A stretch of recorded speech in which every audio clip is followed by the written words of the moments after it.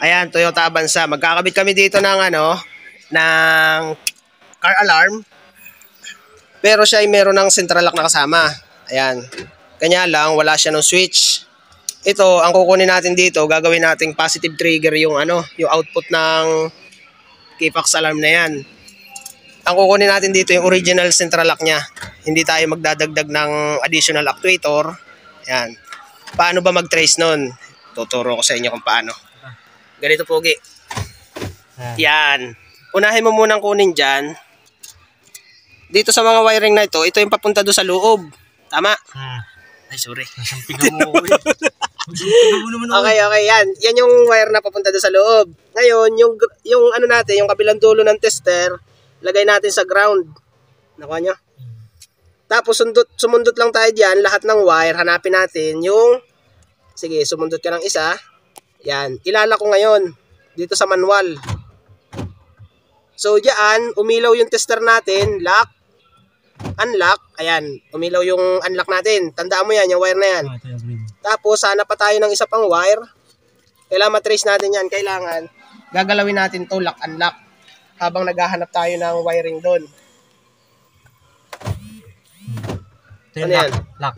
Magkatapatan lang yan. Lock, unlock. Tapatan doon sa doon sa wire. Anong kulay yon? Ito, pamula din sa dulo, yung makapal na yan. Ito, dalawa kasunod. Pink at saka itong pink na to. At yung green, tama? Yung green. Yan, balatan mo muna yan. Itong green na to. Yan. Okay. Balatan mo muna yan. Nakita na natin yung pag nilock at unlock natin ay umiilaw yung tester. Tapos tatandaan nyo kung ano yung kulay nun. Ang kulay niya ay green at pink. Green at pink para dito sa Avanza.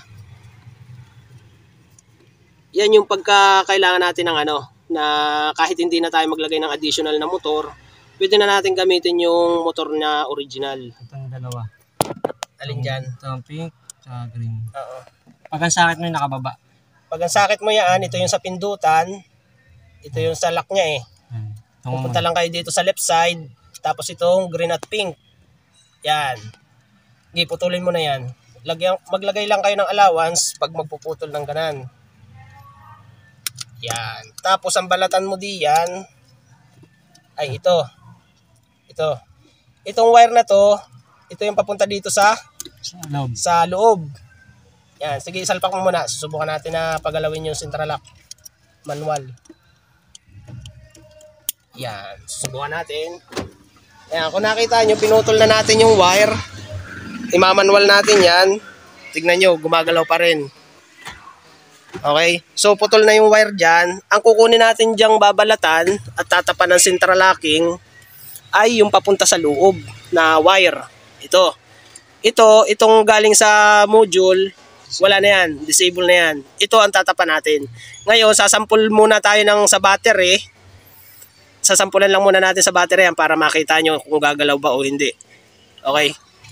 Talupan mo muna yan, tapos kuha ka ng battery. Okay?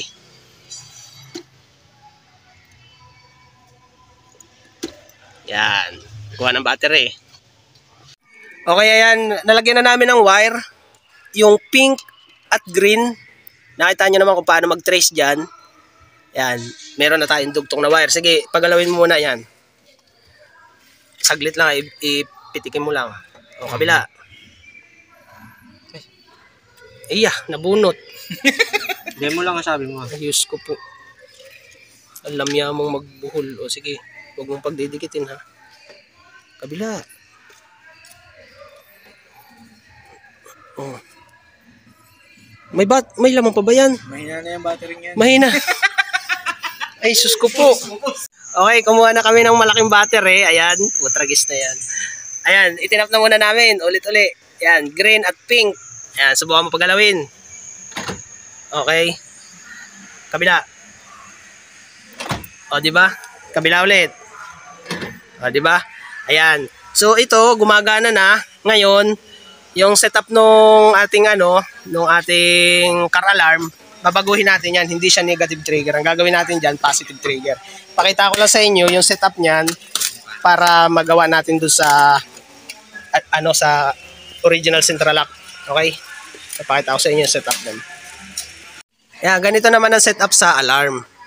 Pag nakita nyo dyan yung orange black at yellow black, ayan, babaguhin nyo lang setup niya sa regular natin ginagawa.